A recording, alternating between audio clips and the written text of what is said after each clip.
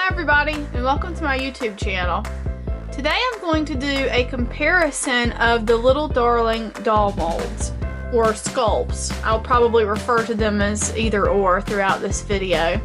There are 4 different sculpts of the Little Darling dolls, and I see people who are new to Little Darlings often ask, what's the difference between them, which one's which?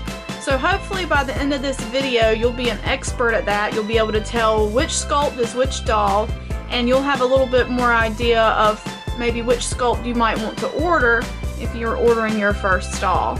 So the first 2 dolls that were released were the 1 and 2, and that's why they're called 1 and 2, and that's these 2 on the left.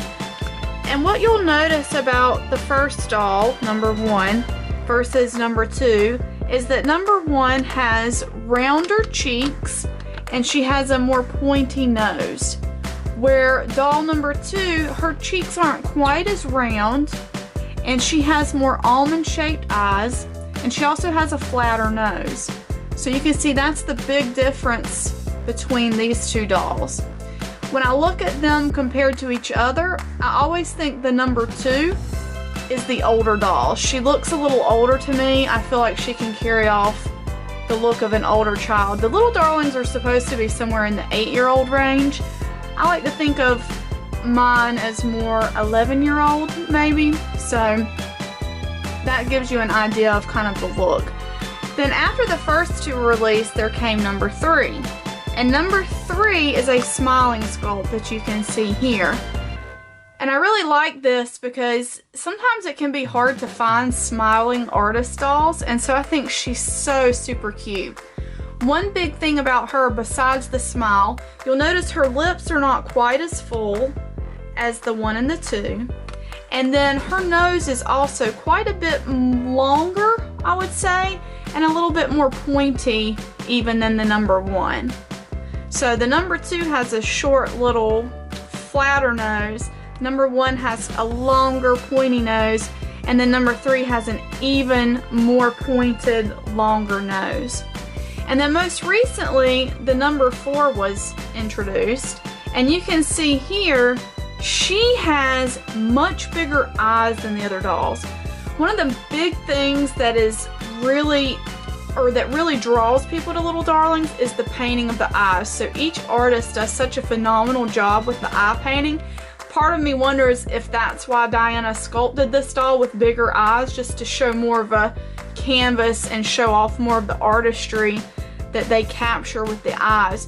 So, and you'll also notice that my number 4 is a different skin tone. They finally did introduce this darker skin tone, which is gorgeous in real life. I absolutely love it. Still hoping for a deep chocolate skin tone, but we will keep our fingers crossed on that one. So, oh, by the way, which artist painted my doll? So this doll was painted by Jerry, my number 1. My number 2 was painted by Lana. My number 3 was painted by Pat. And my number 4 was painted by Helen. So that'll give you an idea of which artist painted which doll. So now what I'm going to do is I'm going to slip off their wigs really quickly so that we can do a comparison of their profiles, because I think looking at the profile of the doll tells a lot about the sculpt and the differences between them. So this is going to be really quick and simple. I'm just going to pop these off like so. Oh, she's got a wig cap, so I'm going to take that off so that we can really see what's under there, and then there we go here. Okay, so now, sorry for that, I'm shaking the camera.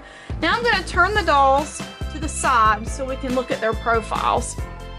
So I really think you can tell a lot, and I'm going to try to line them up nose to nose so we're getting a good comparison here.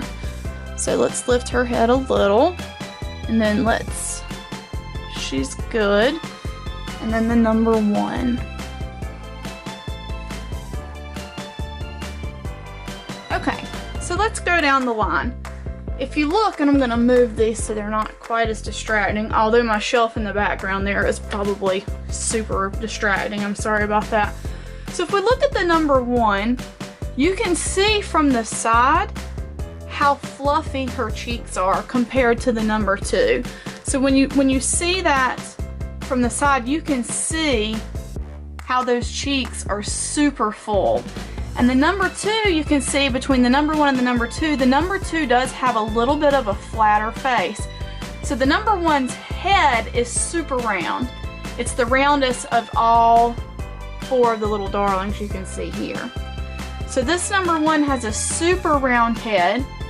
The number 2 has a little bit of a more elongated head and, like I said earlier, a flatter face. So you can see that there in the profile. The number 3 has a much more sloped forehead than the other dolls do. So you can see it kind of goes up and back at a more, I don't want to say a sharp angle because it's not really sharp, but it's, you know, she has a steeper slope to her forehead back to her head there between 1 and 2. And then the third doll, she has an even higher dome on top of her head. And you can see her nose compared to the 3 is a little bit smaller or flatter. I don't really know which the right comparison would be here, but you know, the 4, she looks taller than all of my other dolls, but when they're standing here nose to nose, really her head is just higher. You can see her head goes up a little higher. So I guess that does technically make her taller, but I think her body is pretty much the same. It's just her head's a little bit taller, so it does give her the feeling that she's taller than the other dolls. I hope this video was helpful for you if you had any questions about the different sculpts that are available. And just to review, this is the number 1 sculpt, painted by Jerry.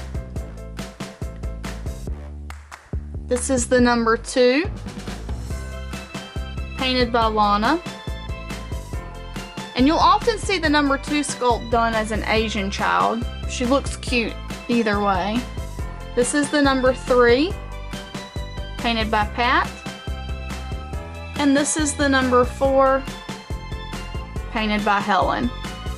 Each of the sculpts has their own personality and their own merits, so if you're trying to choose a sculpt, you really can't go wrong. They're all equally beautiful and equally unique in their own way. So I hope you've enjoyed my video, and if you have any questions, be sure to leave me a comment below. I'll be happy to answer them for you. If you liked the video, please consider subscribing to my channel because I'll have more videos coming in the future. And if there's anything in particular you'd like to see, leave me a comment and let me know. Alright, thank you for watching and have a good rest of your week.